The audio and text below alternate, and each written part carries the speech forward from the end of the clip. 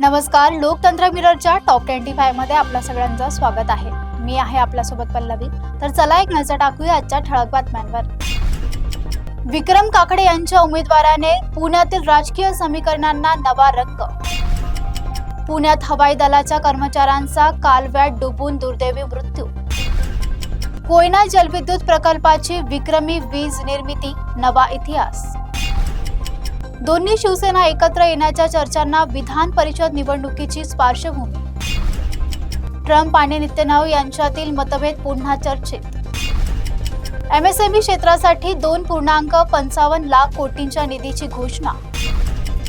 JEE advance मध्ये शुभम कुमार देशात प्रथम, आरोही मुलींमध्ये अव्वल। इंधन दरवाढीनंतर पेट्रोल, डिझेल आणि सीएनजीचे नवे दर जाहीर।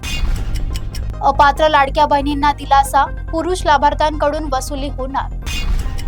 पीक कर्जमाफीवर आजच्या मंत्रिमंडळ बैठकीत निर्णयाची शक्यता। व्यावसायिक गॅस सिलेंडर 42 रुपयांनी महाग, व्यावसायिकांवर परिणाम। मराठा आंदोलनातील मृत्यूच्या वासनांना नोकरी देण्याचा निर्णय। सोलापुरात एसटी दुचाकी अपघातात दाम्पत्याचा मृत्यू। लाडकी बहीण योजनेसाठी केवायसी मुदतवाढीची मागणी जोरात। यवतमाळमध्ये फुटवे खाल्ल्याने 22 जनावरांचा मृत्यू। आयपीएल विजयानंतरही स्टार खेळाडूंना बंदीची कार्यवाही। सोलापुरात ऑनलाईन फसवणुकीत कोट्यावधीचा गंडा।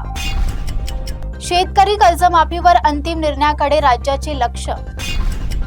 हातभट्ट्यावर धडक कार्यवाही, 35 लाखांचा मुद्देमाल जप्त। बारामतीतील गारपिटीने केळी व फळबागांचे मोठे नुकसान। लोणी काळभोरमध्ये अल्पवयीन मुलीचा बालविवाह उघडकीस। शिरूरमध्ये गोळीबार, एकाचा मृत्यू, एक गंभीर जखमी।